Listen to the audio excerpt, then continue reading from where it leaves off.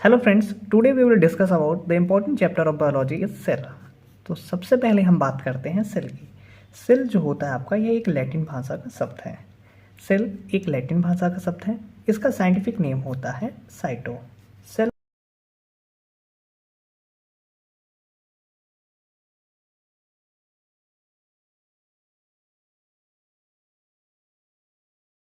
कहलाता है साइटोलॉजिस्ट। तो सबसे पहले हम बात करते हैं सेल की। सेल यह एक लैटिन भाषा का शब्द है। इसका साइंटिफिक नेम साइटो होता है। स्टडी ऑफ सेल साइटोलॉजी कहलाता है and a person who study about cell is called cytologist. तो सबसे पहले सेल की खोज की थी। सबसे पहले जो सेल को खोजा गया था उसे खोजा था रॉबर्ट हुक ने। किसने खोजा था?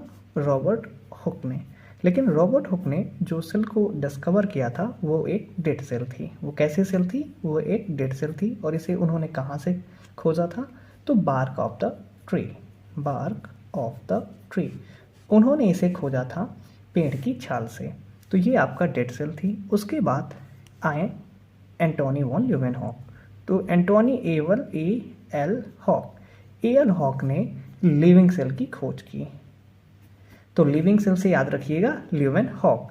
तो लिविंग सेल की खोज किसने की? लिविंग सेल की खोज की एल हॉक ने। इनका पूरा नाम है एंटोनी वॉन ल्यूवेनहॉक और इन्होंने इसे खोजा था हाइड्रा से। कहाँ से निकाला था? हाइड्रा से। अब बेसिकली बात करते हैं कि आपका जो सेल होता है वो होता क्या है। सेल जो होता है the structural and functional unit of body.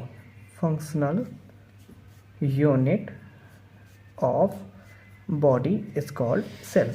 जो सेल होती है वो बॉडी की स्ट्रक्चरल और फंक्शनल यूनिट होती है। अब बात करते हैं स्ट्रक्चर। स्ट्रक्चर मतलब जो आपको स्ट्रक्चर प्रदान करता है, और फंक्शनल यानी जो फंक्शन करता है। तो सेल क्या होता है? The structural and functional unit of body is called cell. अब बात करते हैं यूनिट क्या होती है। तो यूनिट होता है that can perform all the work. Unit क्या होता है दोस्तों? That can perform all the work. तो ये क्या कहलाता है? आपका सेल कहलाता है। तो सबसे पहले अब बात करते हैं सेल थ्योरी की।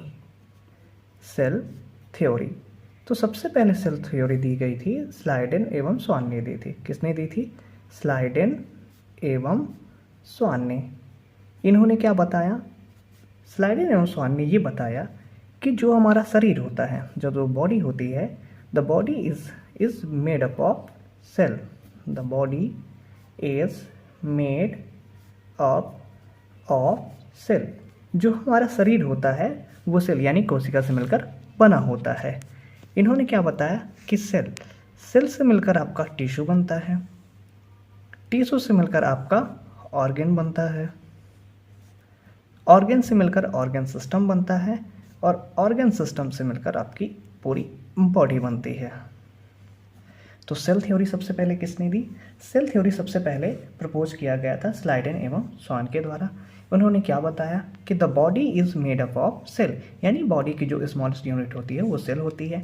सेल से मिलकर टिश्यू बनते हैं, टिश्यू से मिलकर ऑर्गन बनता है, ऑर्गन से मिलकर आपका ऑर्गन सिस्टम बनता है, और ऑर्गन सिस्टम से आपके बॉडी का निर्माण होता है। इसके बाद जो मॉडर्न सेल थ्योरी दी गई, जो आपका मॉडर्न सेल थ्योरी दी गई, तो मॉडर्न सेल थ्योरी आपकी दी गई थी विर्चो के द्वारा। किसने दी थी? विर्चो ने। और विर्चो ने क्या बताया? इन्होंने बताया कि the cell is made up of old cell, कि जो आपका सेल है वो ओल्ड सेल या प्रिमिटिव सेल से बना हुआ है। The cell is made up of old cell, यानी कि जो आपका सेल का जो निर्माण हुआ है वो किसी न किसी मातृकोशीय का या ओल्ड यानी प्रिमिटिव सेल से हुआ है। उसके बाद बात करते हैं सेल के टाइप्स की, टाइप्स ऑफ सेल। तो न्यूक्लियस के बेस पे टाइप्स ऑफ सेल्स। तो बेस्ड ऑन न्यूक्लियस, तो न्यूक्लियस के बेस पे सेल आपके दो प्रकार की होती हैं। पहला होता है आपका प्रोकैरियोटिक्स। पहला क्या होता है दोस्तों? पहला होता है प्रोकैरियोटिक, और दूसरा होता है यूकैरियोटिक। यूकैरियोटिक, तो प्रोकैरियोटिक जो होता है ये दो शब्दों से मिलकर बना है। पहला होता है pro plus karyotes. Pro plus karyotes.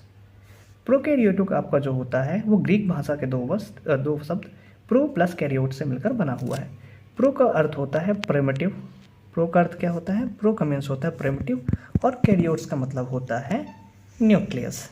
Primitive मतलब ये, प्रिमिटिव का अर्थ होता है नॉन डेवलप, और कैरियोट मतलब न्यूक्लियस।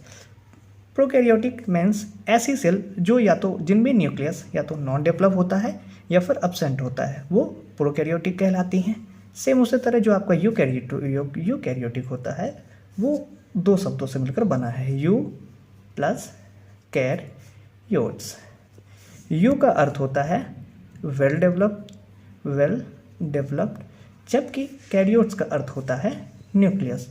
तो ऐसी सेल जिनमें वेल डेवलप्ड न्यूक्लियस पाया जाता है वो आपका यूकैरियोटिक कहलाती हैं। तो प्रोकैरियोटिक का एग्जांपल हो गया आपका अमीबा हो गया, अमीबा, पैरामीशियम, यूग्लिना आदि, ठीक है। और वेल डेवलप्ड यानी कि यूकैरियोटिक का एग्जांपल हो गया एनिमल सेल और प्लांट सेल।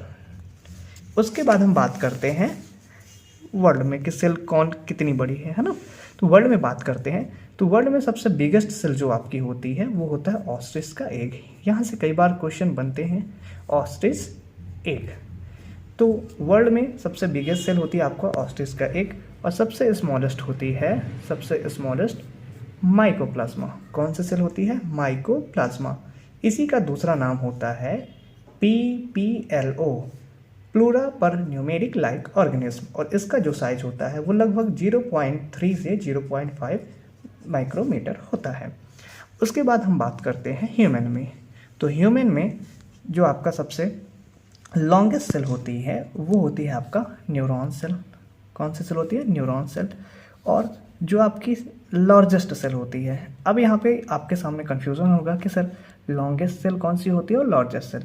लॉन्गेस्ट ऐसी सेल जिसमें सिर्फ मात्र लंबाई होती है यानी कि लेंथ होता है, और लार्जेस्ट जिसमें लंबाई यानी लेंथ प्लस ब्रेथ दोनों शामिल होता है। तो सबसे लार्जेस्ट सेल होती है वो आपकी ओवम होता है, और ये कहाँ पाया जाता है, ये फीमेल में पाया जाता है।